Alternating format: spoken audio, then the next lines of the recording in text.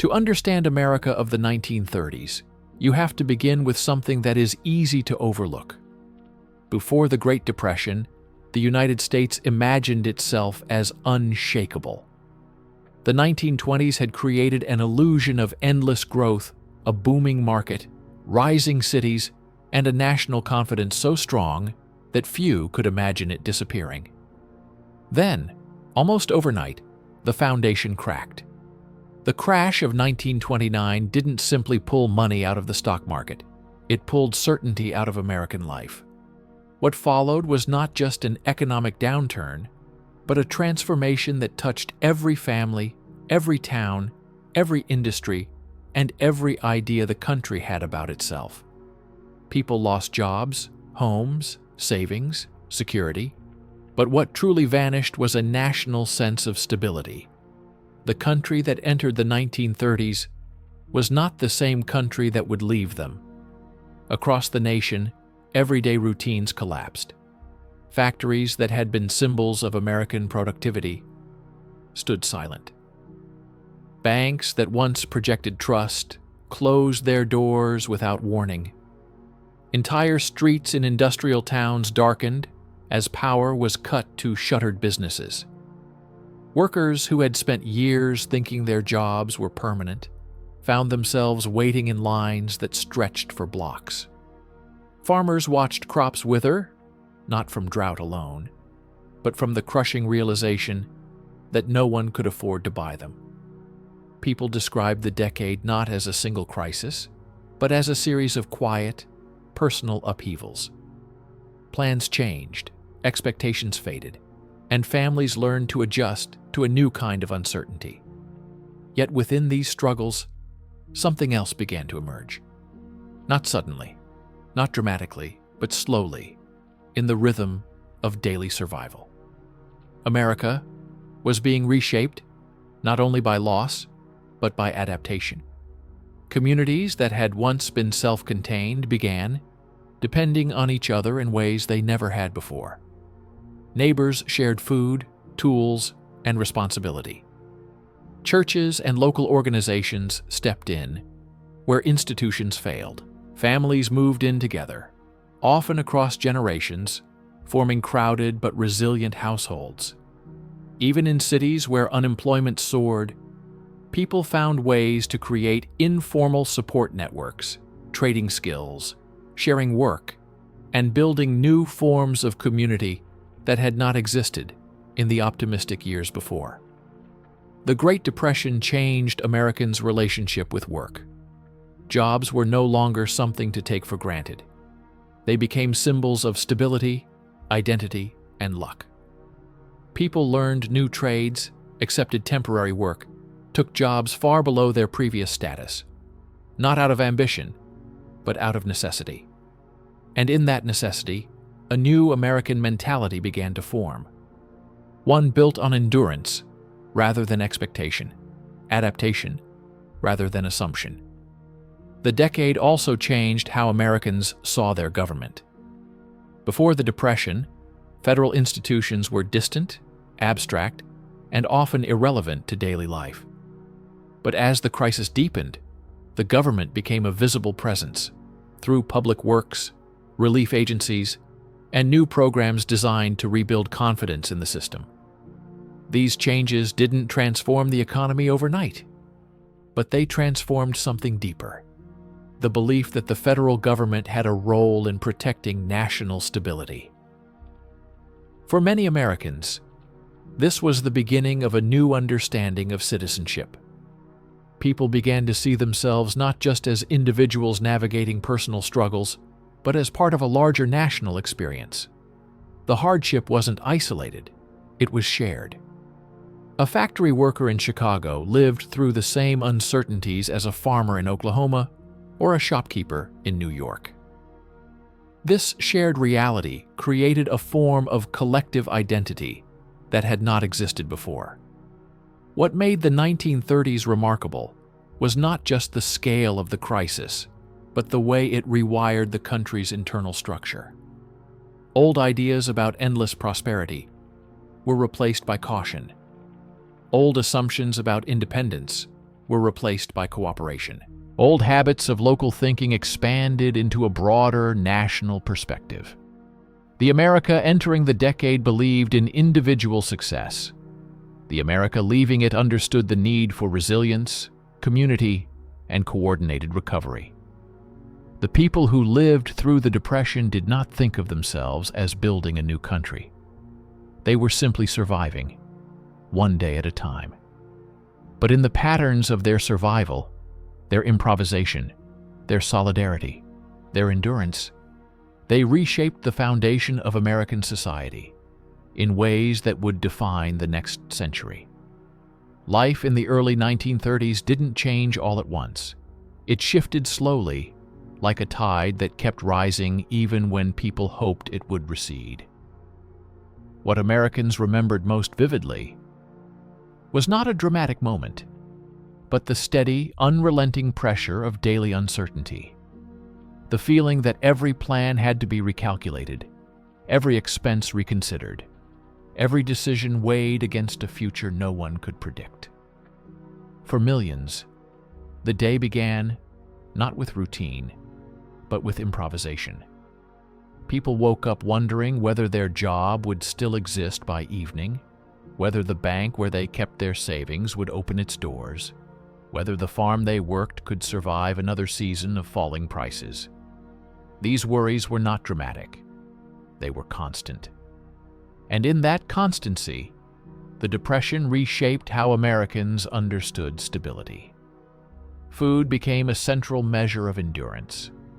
Families stretched meals in ways they never had before. Soups watered down, bread baked with less, gardens planted in every available patch of soil. In cities, families found creative ways to make scarce ingredients last, and in rural areas, people learned to live on whatever they could grow, trade, or preserve. The Depression taught Americans a new relationship with scarcity. Waste disappeared, resourcefulness took its place. Children learned this mentality earlier than anyone expected. Many later recalled how they became attuned to the smallest details, how long shoes could be patched, how clothing could be reused, how toys could be improvised from whatever materials were available. Childhood became a mixture of responsibility and imagination.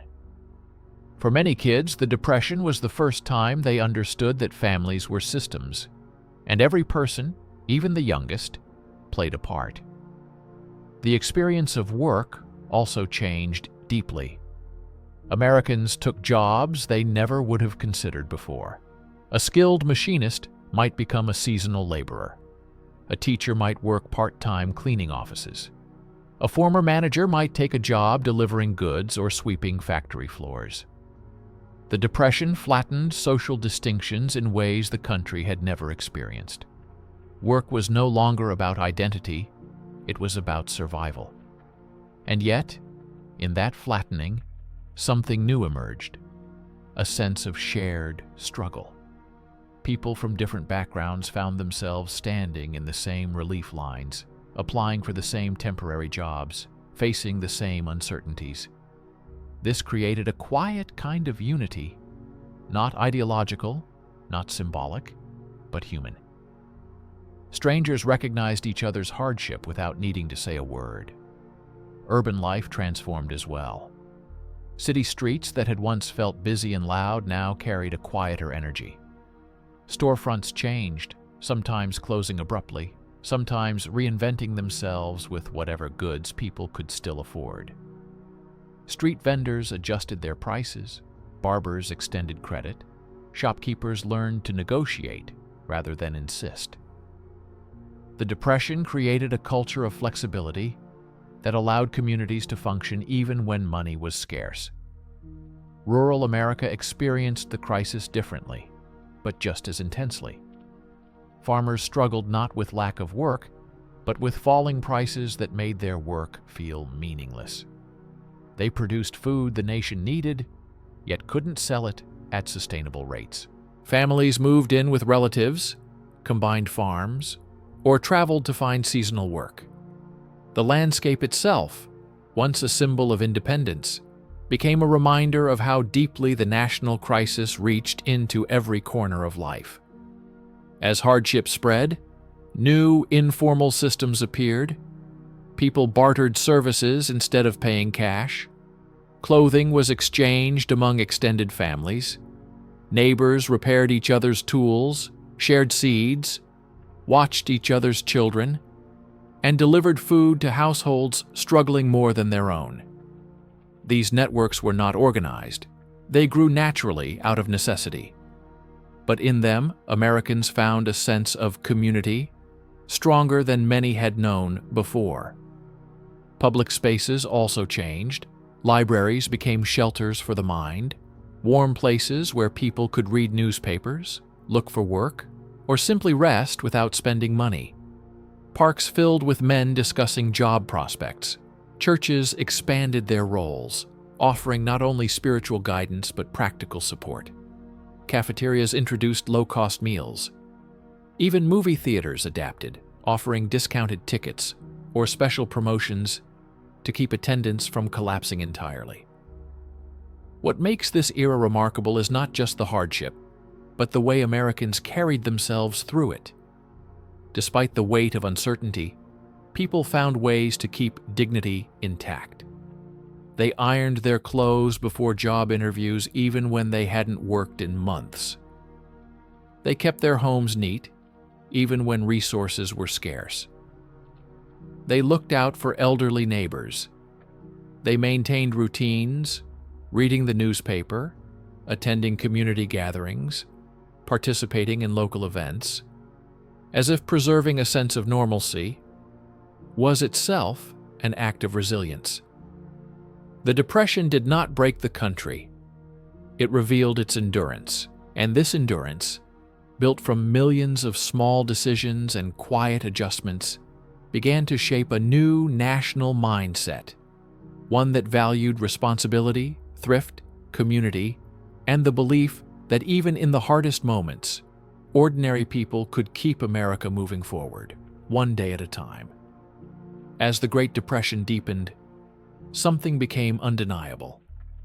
Many of the systems Americans once trusted were no longer functioning as expected. Institutions that had seemed permanent buckled under pressure, and communities across the country had to adapt faster than anyone anticipated. Yet this collapse didn't lead to chaos. It led to reinvention. The decade forced America to reconsider how its economy, workplaces, and communities were structured. And in that reconsideration, something new quietly emerged. The first major shift occurred in the nation's relationship with banks. Before the Depression, Americans viewed banks as symbols of stability. They deposited savings with confidence, took loans to build futures, and believed that institutions would honor their commitments. But as failures spread across the country, the shock was both financial and emotional. People lined up outside closed bank doors, holding passbooks that suddenly meant nothing. Others withdrew their money in panic, creating exactly the kind of instability they feared. The bank crisis reshaped a fundamental truth. Trust was no longer automatic. It had to be rebuilt. A similar transformation happened in industry. Factories that had once roared with activity fell silent as demand collapsed. Entire sectors slowed to a crawl. Textiles, steel, automobiles, railroads, mining. What had once been engines of growth became symbols of vulnerability. The crisis revealed how fragile large-scale production could be when consumers had little money to spend. As a result, companies began experimenting with new business models, new supply methods, and new ways of managing labor. Industries didn't disappear, but they learned to operate differently. Workplaces changed in quieter ways too. Managers who previously focused on expansion now focused on preservation. Production lines were reorganized, hours were reduced, and teams were restructured. Skilled workers often found themselves training in new areas simply to stay employed. Businesses that survived did so by becoming more flexible, more cost-conscious, and more aware of the human dimension of work. The era left a lasting lesson. No system could rely solely on prosperity. It needed resilience, built into its core. Agriculture struggled just as intensely. Even in regions untouched by drought, farmers faced a crisis of falling prices that made their labor nearly worthless. Barns filled with crops that couldn't be sold, livestock markets stagnated, and families who had been self-sufficient for generations confronted the reality that the national economy had reached into their rural lives. This forced an unexpected shift. Farming communities began organizing resource-sharing systems, forming cooperatives, and adopting new technologies more quickly than before. The land itself became part of America's transformation. Meanwhile, transportation networks adjusted to new economic patterns. Railroads, once symbols of American industrial might, saw dramatic drops in freight and passenger traffic. They were forced to redesign routes, restructure services, and modernize equipment to remain viable. Trucking companies, still in their early days, expanded unexpectedly as businesses searched for more flexible delivery systems. Even transportation infrastructure began to adapt, setting the foundation for the post-war mobility boom. At the same time, cities underwent their own evolution. The skyline didn't stop growing completely, but construction slowed to a crawl. Architects and planners confronted financial realities that forced them to rethink how cities functioned. Public spaces became more important, social services became more visible, and cultural institutions shifted their roles to support communities facing hardship. The urban environment became less about ambition and more about balance. One of the most profound changes happened in the way Americans understood time itself. Before the Depression, the pace of progress seemed constant. New technologies, growing industries, expanding markets. After the Depression began, the country started moving more cautiously. Expectations softened. Decisions were no longer driven by optimism alone, but by sustainability, planning, and long-term stability. This slower, more thoughtful mindset helped shape America of the following decades. Yet even as old systems strained, new systems quietly emerged beneath them. Community organizations grew stronger, local leadership became more collaborative, and social networks became essential. Americans discovered that survival wasn't only about money, it was about connection, creativity, and the willingness to learn new ways of living. Schools adapted to these changes too. Teachers became more than educators. They became stabilizing figures in children's lives. Classrooms adjusted to students who arrived hungry or stressed. Lessons often included practical skills, resourcefulness, and discussions that helped children navigate uncertain times. The school system, like everything else, learned to serve not just academic needs, but emotional and social ones. The Great Depression didn't just strain American systems, it exposed their weaknesses and revealed opportunities for growth. It made clear which institutions were durable, which were fragile, and which needed to evolve entirely. Through this process, Americans began building the early outlines of the modern United States. Slower, more deliberate, and more aware of the complex balance between individual life and national structure. As the 1930s unfolded, the Great Depression revealed something important about America. The country was far more interconnected than people had realized. When industries faltered, when farms struggled, when banks collapsed, each shock spread outward, like ripples in a pond. No town, no family, no profession stood completely isolated. And in this shared experience, Americans underwent a cultural transformation that reshaped how communities understood themselves. Neighborhoods changed first. In cities, entire blocks felt the impact of unemployment. Windows that once displayed new merchandise held simple signs, advertising discounts, repairs, or credit. Families that previously lived independent lives began sharing resources, groceries, clothing, tools, even childcare. In tenement buildings, people cooked together, pooled money, and rotated responsibilities. Privacy gave way to practicality. Survival became a collective effort. The Depression also erased many of the social barriers that had defined the 1920s. Before the crisis, income levels often dictated social circles, neighborhoods, and even leisure activities. But when hardship reached nearly every corner of the country, these distinctions softened. A former business owner stood in the same breadline as a factory worker. A college graduate searched for work next to someone who had never finished school. A banker's family might move into a small apartment after losing savings. The Depression equalized people in ways they had never anticipated, creating a shared identity, born not from ambition, but from vulnerability. Work communities also evolved. Men who had spent years in the same factory found themselves scattered across new, temporary jobs. Railroad workers repaired track one month and loaded freight the next. Office workers accepted part-time clerical duties, sometimes in entirely different departments. These changes were not just economic, they reshaped social networks. People formed new connections through short-term work, and these relationships carried emotional weight because everyone understood the uncertainty underlying them. Women played an increasingly central role in community resilience. In many families, women managed household survival with remarkable creativity. They found ways to stretch budgets, negotiate with local merchants, share responsibilities with neighbors, and support children through emotional and material challenges. Women organized sewing circles, meal exchanges, and community kitchens, informal networks that kept entire neighborhoods stable.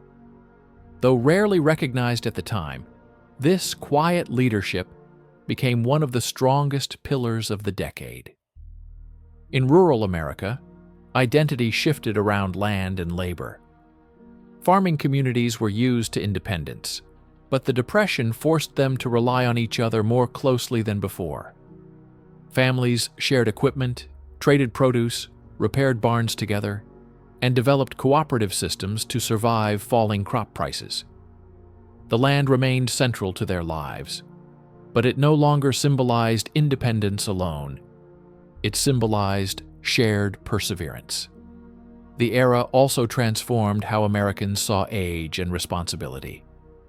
Children took on small jobs, delivering papers, running errands, helping on farms, not just to earn money, but to support their families.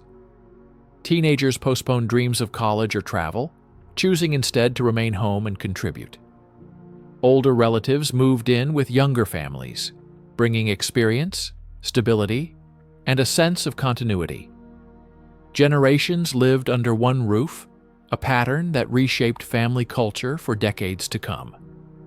Religious and civic institutions underwent their own evolution. Churches became more than spiritual centers. They became hubs of support, offering meals, clothing, and comfort. Local community groups organized fairs, gatherings, and fundraising events to help families in distress. Libraries turned into safe spaces where people sought warmth, information, and a sense of calm. These institutions provided structure in a world that often felt unpredictable.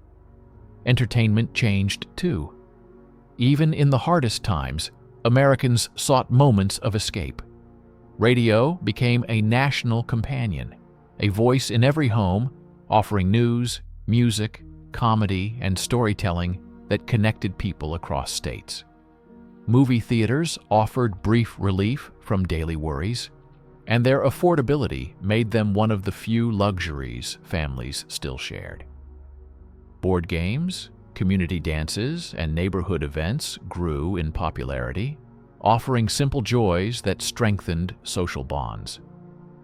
perhaps the most profound change was emotional. Americans developed a deeper sense of empathy, a recognition that hardship touched everyone in some way. People became more attuned to the struggles of their neighbors, more willing to help, more understanding of each other's difficulties. The Depression fostered a kind of emotional literacy, an awareness of vulnerability that softened judgment and encouraged compassion. All of these shifts contributed to a new American identity. The 1930s laid the groundwork for a country that understood itself not simply as a collection of individuals pursuing success, but as a community capable of resilience, mutual support, and shared responsibility.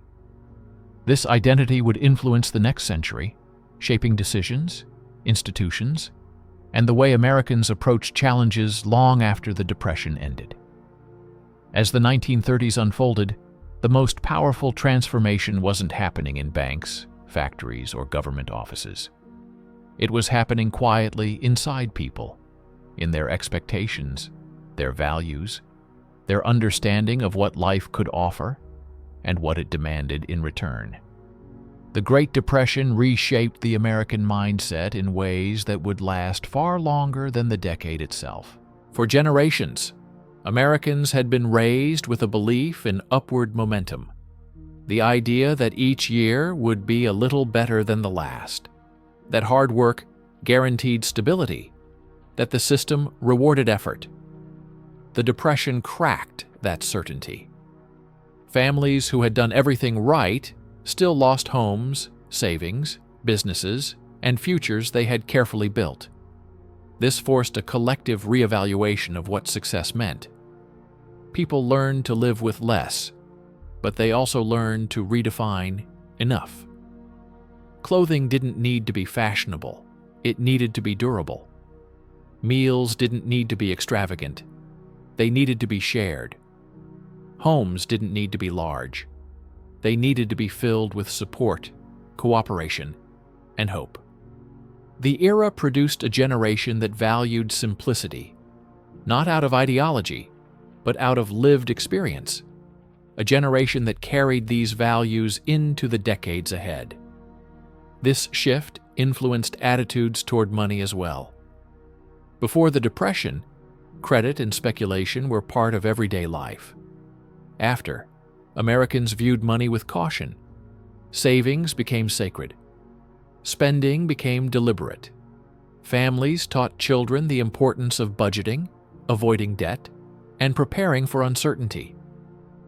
Even when prosperity returned years later, this cautious relationship with money persisted, influencing an entire century of American financial behavior. The crisis also reshaped attitudes toward work. Before the 1930s, people often tied their identity to their profession. But when millions lost jobs through no fault of their own, Americans began to understand work differently. Employment was no longer just a personal achievement. It became something fragile, something dependent on the health of the larger economy. This awareness created a sense of humility and solidarity that carried into workplaces long after the Depression ended. Many Americans also discovered new skills, not as hobbies, but as survival tools. People repaired their own clothing, fixed appliances, learned carpentry, practiced gardening, preserved food, and built furniture. These skills created a culture of self-reliance that balanced the growing sense of community. Americans became both more connected to their neighbors and more capable within their own households. Education, too, took on new meaning. When opportunities became scarce, learning became one of the few things that felt like a reliable investment in the future. Parents encouraged children to stay in school longer. Teachers expanded their curriculum to include practical knowledge, and young people began to see education not as a formality, but as a path to stability in a world that offered fewer guarantees. The Depression also redefined how Americans viewed time. During the 1920s, the country raced forward with energy and ambition. But the 1930s slowed that pace, teaching people to live more deliberately. Instead of planning years ahead, families focused on the present, making the next month stable, the next season manageable. This created a cultural shift toward patience and long-term thinking, an understanding that progress is not always linear, and that endurance can be as important as ambition. Perhaps one of the most lasting psychological changes was the rise of collective memory. Before the Depression, national experiences were often separate. Different regions faced different challenges. But the 1930s created a shared story that transcended geography. Whether you lived in a city or on a farm, in the North or the South, in a wealthy neighborhood or a modest one, the Depression touched your life. This shared hardship created a sense of national identity rooted not in prosperity, but in perseverance. Families carried these memories forward. Parents told children stories of stretching meals, trading services, working multiple small jobs, and supporting neighbors. These stories were not told with bitterness, but with pride, as lessons about hard work, resilience, gratitude, and the importance of community. The Depression became a generational reference point, shaping attitudes toward money, effort, optimism, and cooperation well into the late 20th century. The era also transformed how Americans perceived fairness. People began questioning whether the systems they trusted had been as stable as they seemed. This didn't produce anger so much as a new awareness that security required vigilance, responsibility, and sometimes reform. This awareness eventually influenced how Americans approached public policy, economic planning, and national priorities in the decades ahead. The Depression taught Americans something profound: that strength wasn't defined by avoiding hardship, but by navigating it with dignity, creativity, and integrity. And in that quiet, hard-earned lesson, the foundation of a new American character took shape, one that valued endurance over extravagance, cooperation over competition, and the ability to rebuild even when everything seemed lost. By the middle of the 1930s, something began to change across the United States. The country was still struggling, still fragile, still adjusting to the new reality the Depression had imposed. But amid the hardship, Americans started to see signs of movement, not a return to the old pace of prosperity, but the slow construction of a new national rhythm. This shift came not only from government programs, but from the energy of millions of ordinary people who stepped into roles that transformed the physical and social landscape of the country. Public work became one of the most visible symbols of this renewal. Across cities, towns, and rural regions, projects emerged that reshaped the environment in ways Americans could see and touch. Roads were repaired, bridges reinforced, parks restored, public buildings constructed, and entire communities revitalized through collective effort. What made these projects remarkable was not their size alone, but the sense of purpose they brought to people who had spent years feeling disconnected from national progress. Workers who once felt invisible now found themselves contributing to structures that would serve generations. A man who laid bricks for a school might later point to it proudly when walking with his children. A team that built a public park could visit it years later and see families enjoying a space they had carved out of uncertainty. These experiences gave people something the Depression had taken away: the feeling of being part of something larger than themselves. Infrastructure wasn't the only thing being rebuilt. Culture was too. Artists, writers, musicians, and actors found new opportunities to share their work with the public. Murals appeared in post offices and community centers, capturing scenes of everyday American life. Farmers in fields, workers at machines, mothers with children, families gathering around tables. These images didn't glamorize hardship. They honored resilience. They reminded people that their lives mattered, their struggles mattered, and their stories were worthy of being preserved. Libraries expanded programs, theaters lowered ticket prices, lecture halls opened their doors to anyone seeking knowledge or inspiration. Art and education became accessible in new ways, bridging gaps between classes and communities. Culture, instead of being a luxury, became a source of comfort, a reminder that creativity persisted, even when money did not. At the same time, scientific and environmental initiatives emerged as essential pillars of renewal. Soil conservation projects helped repair damaged land. Agricultural programs taught farmers new methods that made their work more sustainable, especially in regions where drought had intensified the crisis. Forestry efforts replanted trees, restored watersheds, and rebuilt damaged ecosystems. The Depression forced Americans to understand that the land required care just as much as the people who lived on it. Public work also reshaped the way communities saw labor itself. Jobs weren't just a paycheck. They were a connection to national recovery. Workers gained new skills, from construction techniques to surveying, architecture, carpentry, and land management. These skills expanded future opportunities and helped many families transition into more stable livelihoods when the economy eventually recovered. The Depression didn't stop progress. It redirected it toward long-term stability. Another quiet transformation took place in public spaces.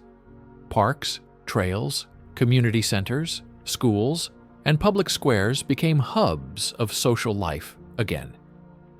Americans gathered not to celebrate prosperity, but to share a sense of possibility, the belief that the future, while uncertain, was still theirs to shape. In places once marked by scarcity, people found renewed optimism simply by being together. Children played on new playgrounds, families picnicked in newly restored parks, communities held fairs, festivals, performances, and gatherings that reintroduced joy into public life. This era also changed how Americans related to work-life balance. Before the Depression, the country celebrated speed and expansion. After years of hardship, people began to value moments of rest, connection, and reflection. Families spent more time together not only because they had fewer resources, but because they rediscovered the emotional importance of togetherness. Even in the toughest periods, Americans created traditions, weekly meals, community gatherings, shared games, that strengthened ties within households and neighborhoods. Public work programs did something even deeper. They restored confidence, not the blind optimism of the 1920s, but a steadier, more grounded belief that progress was possible when people moved forward together. Confidence was no longer tied to booming markets or rising profits. It came from the knowledge that hands, effort, and collaboration could rebuild what had been broken. For many Americans, this was the moment when they stopped seeing the Depression solely as a period of loss. They began seeing it as a turning point, a time when the country discovered new strengths, new identities, and new ways of building a future.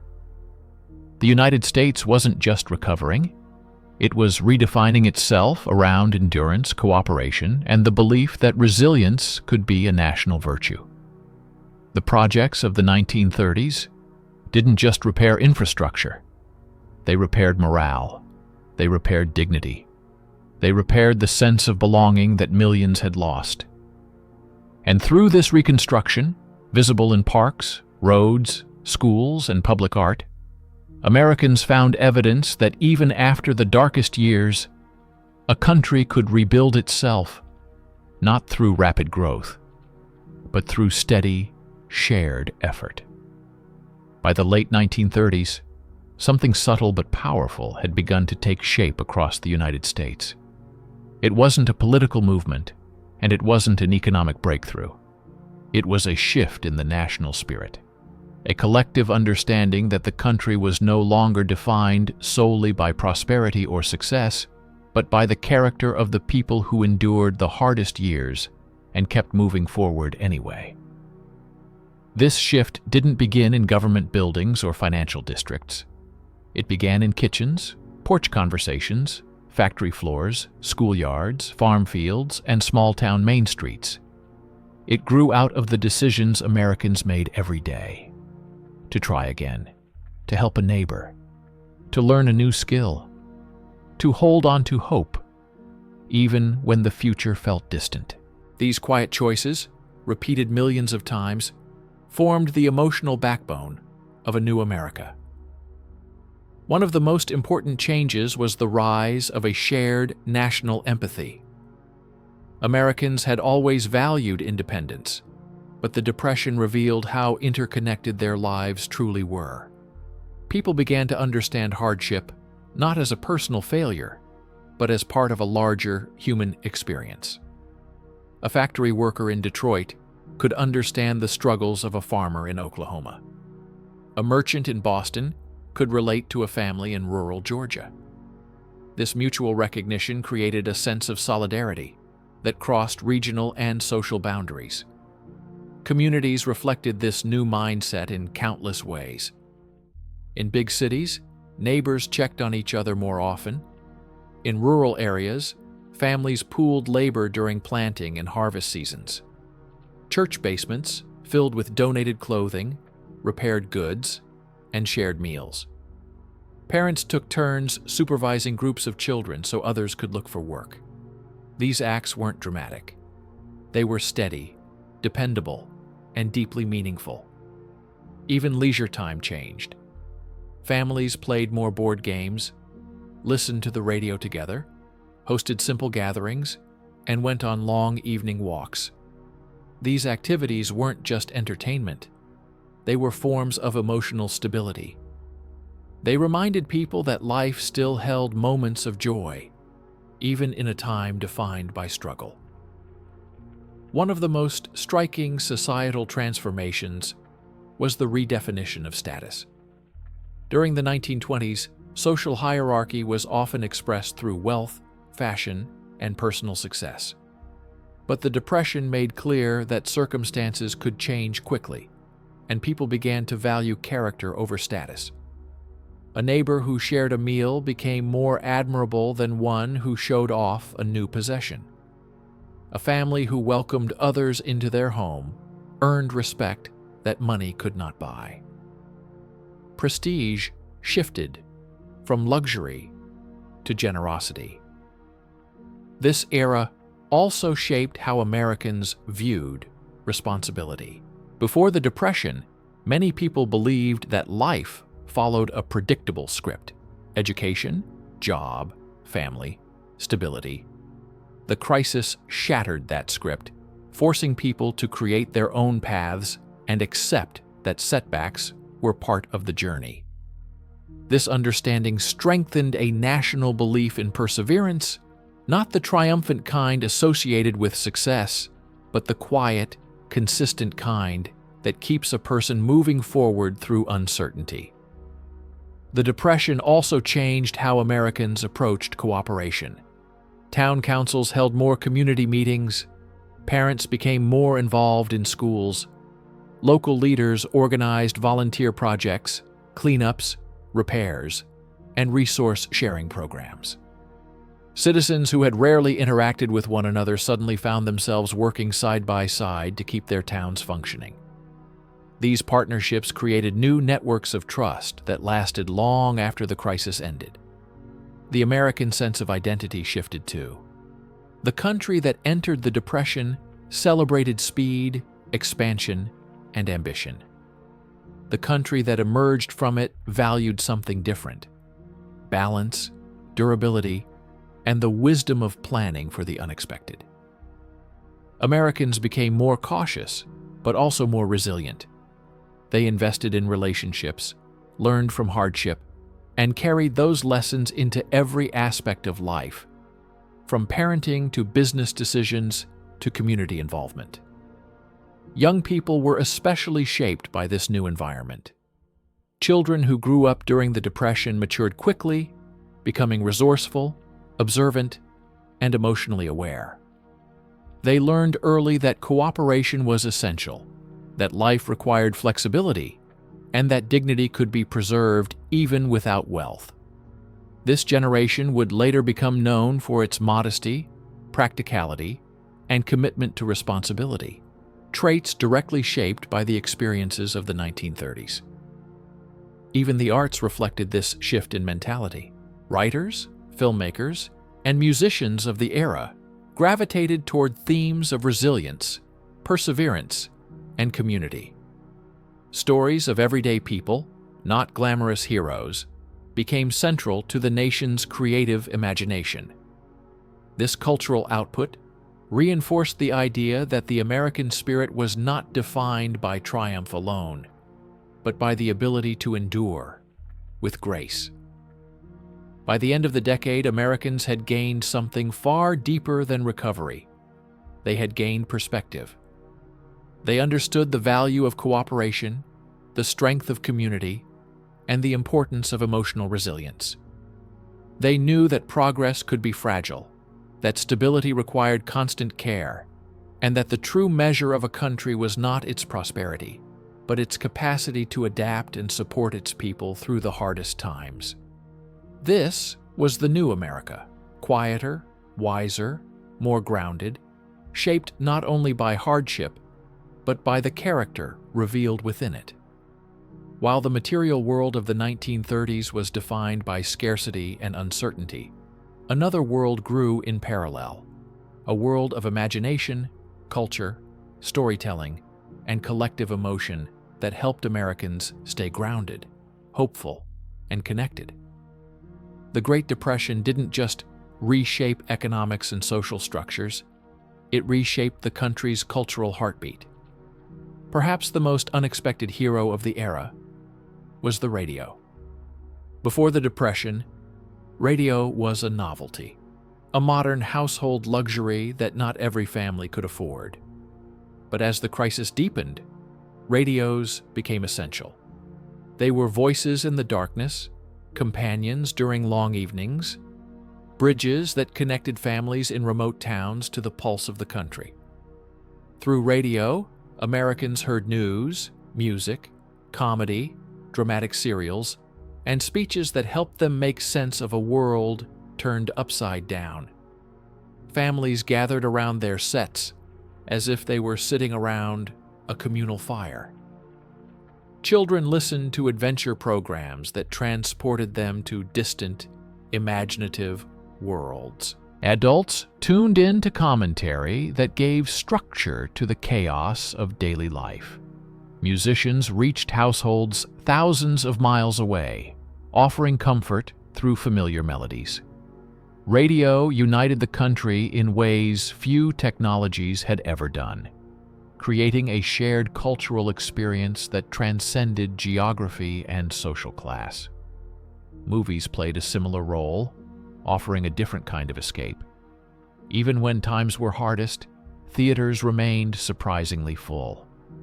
A ticket cost little, but the emotional value was enormous. For 2 hours, Americans could forget unemployment lines, thin meals, and daily worry. They could immerse themselves in stories that celebrated humor, romance, courage, and imagination. Movie theaters became sanctuaries, dark rooms where people found relief, connection, and perspective. Hollywood adapted quickly to the needs of the time. Some films offered fantasy and glamour, transporting viewers to elegant worlds that contrasted sharply with the realities outside. Others portrayed ordinary people facing challenges with bravery and integrity, demonstrating that dignity could be preserved even in adversity. Comedies played an especially important role, giving Americans permission to laugh at a moment when joy felt scarce. Music also helped shape the emotional landscape of the decade. Swing, blues, folk, and big band sounds drifted from living rooms, street corners, and dance halls. These genres didn't deny the hardship of the Depression. They helped people endure it. The rhythms were uplifting, the melodies memorable, the lyrics often honest reflections of everyday life. Music gave Americans a way to process emotion when words alone weren't enough. Books and newspapers served as guides through uncertainty. Libraries became havens for those who needed warmth, information, or simply a quiet place to think. Newspapers chronicled the national story in real time, connecting local readers to the broader American experience. Books offered wisdom, escape, and imagination. Many young people who couldn't afford formal education turned to self-education, discovering literature, history, science, and philosophy in the pages available to them. The visual arts evolved as well. Painters and photographers captured the era's truth with clarity and compassion. Not just the hardship, but the resilience.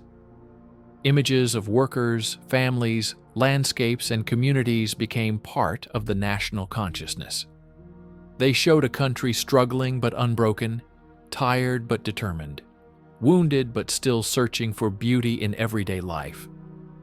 Sports played their part, offering a sense of normalcy and excitement when much of life felt heavy.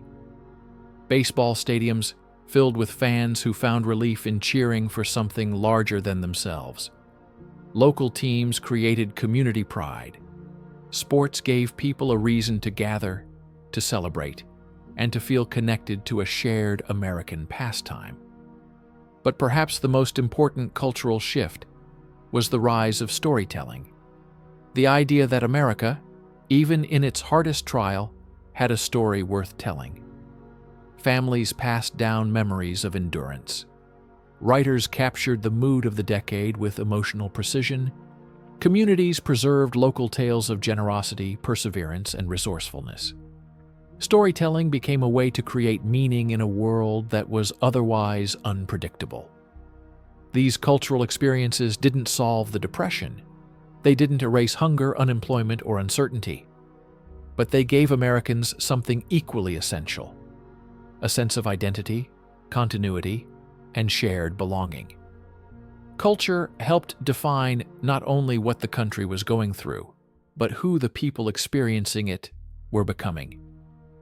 The America of the 1930s was shaped not only by policy and economics, but by imagination, by the sounds families listened to in the evening, by the films they watched together, by the songs they danced to, by the stories they held close when the world felt fragile. In these moments of cultural connection, Americans found both escape and strength. They found a reminder that even when life was difficult, life was still worth celebrating. By the late 1930s, the United States was still living under the weight of the Depression, but something essential had changed. Americans had begun to think differently about the future. The crisis had rewritten the emotional and intellectual framework through which the country viewed progress. People no longer assumed that prosperity was guaranteed. Instead, they believed it had to be protected, nurtured, and built with intention. This shift was not the result of a single moment. It came from millions of small decisions: the way families saved money, the way communities organized themselves, the way individuals approached education, work, and responsibility. The Depression shaped America's future not through grand gestures, but through the steady accumulation of choices made quietly in living rooms, classrooms, town halls, and workplaces. One of the most significant of these changes was the rise of long-term thinking. Before the Depression, the national mindset embraced speed, rapid growth, rapid change, rapid consumption. But after years of instability, Americans began to prioritize stability over expansion. Saving became a habit, not an option. Investments were made cautiously. People learned to plan farther ahead, even when their present circumstances were uncertain.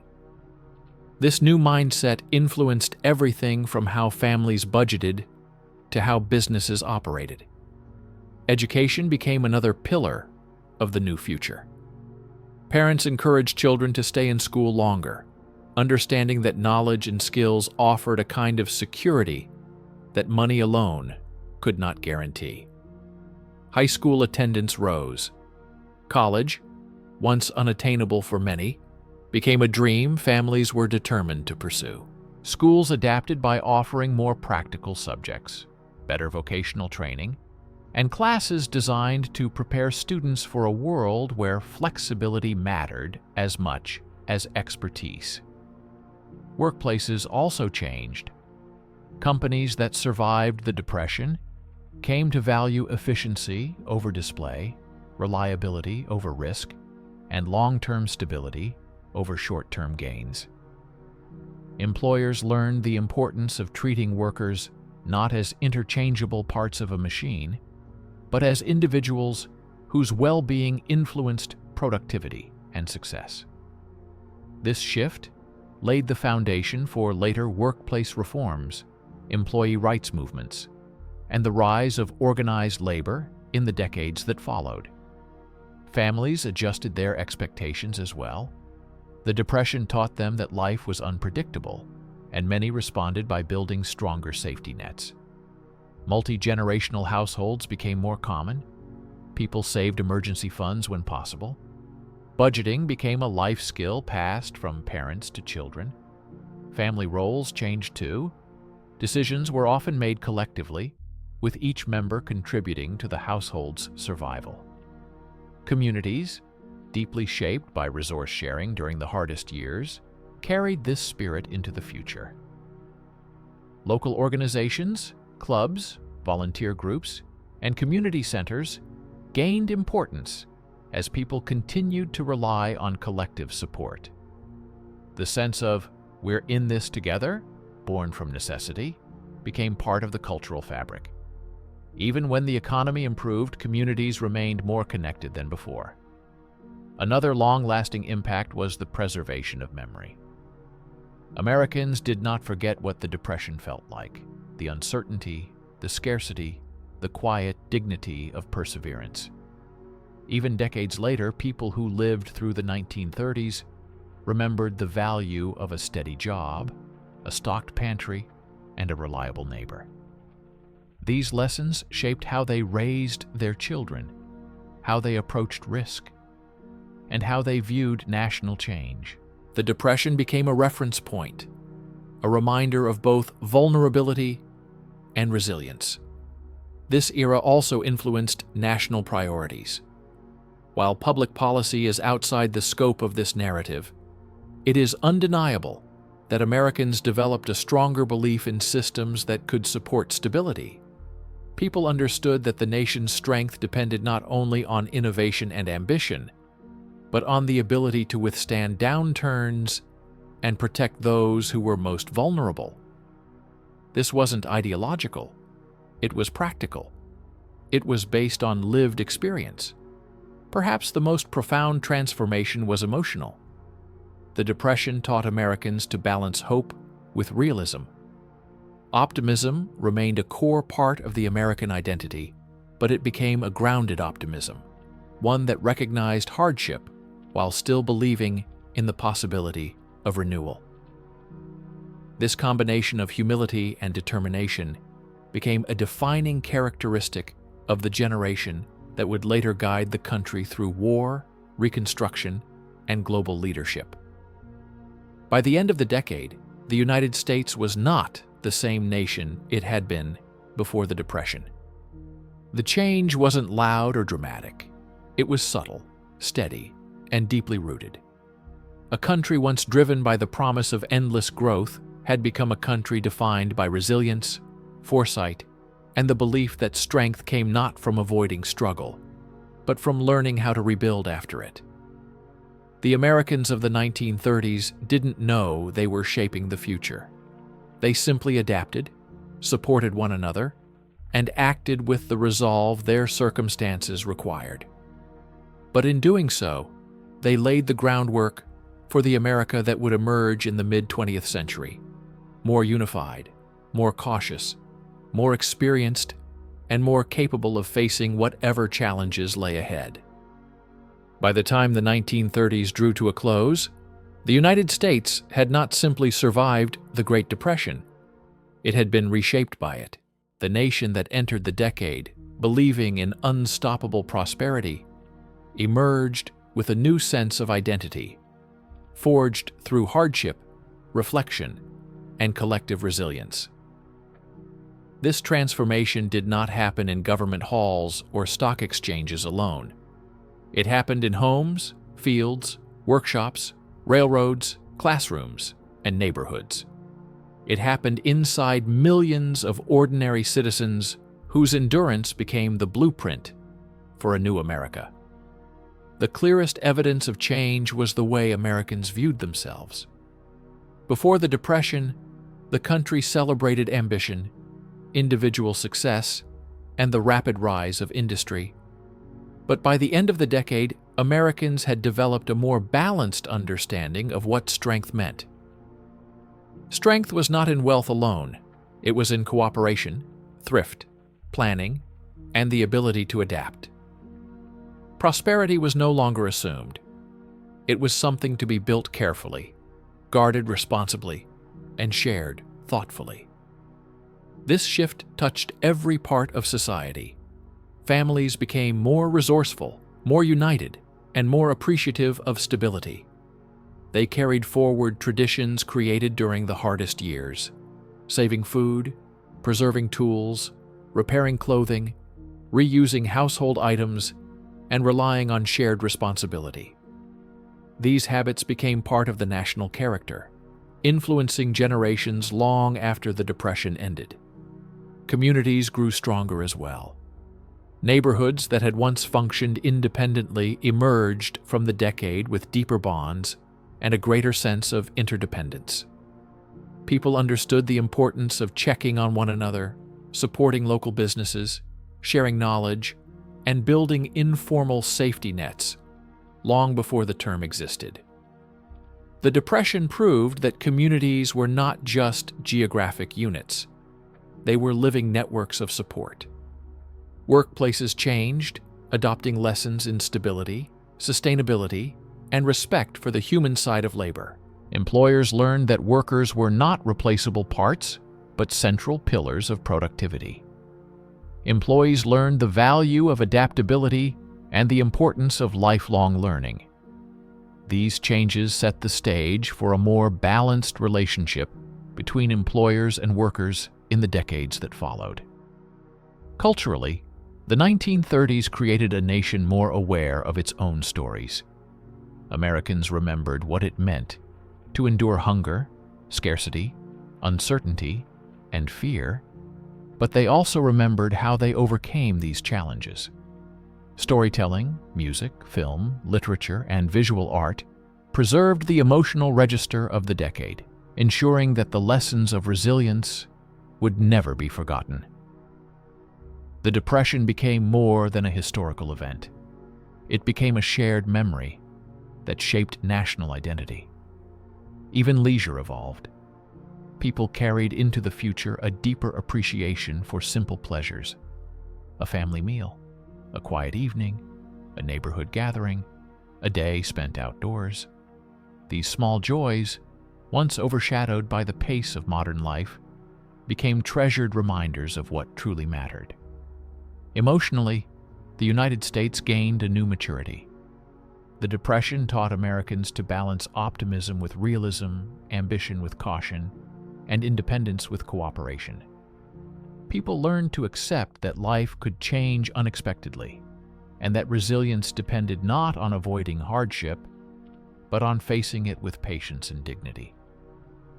This shift shaped the generation that would soon guide the country through the global upheavals of the 1940s, drawing strength from the lessons they had learned in the previous decade. And at a deeper level, the Depression changed the country's relationship with itself. Before the 1930s, America understood progress as a straight line. After the Depression, America understood progress as a cycle, one that required preparation, flexibility, and the ability to recover. People no longer believed prosperity was guaranteed. They believed it was earned collectively through responsibility, planning, and community. The America that emerged from the Depression was not the same as the one that had entered it. It was steadier, wiser, more grounded. It had learned that its real power lay not in endless growth, but in the resilience of its people. It had learned that survival was possible even when the future felt uncertain. And it had learned that hardship could transform a nation, not by breaking it, but by revealing the strength within it. The legacy of the 1930s lives on, not in statistics or charts, but in the stories families pass down, in the values people carry, and in the quiet confidence that even the hardest decade can become the foundation for something stronger. The Depression did not define America, but it shaped the America that would define the century to come.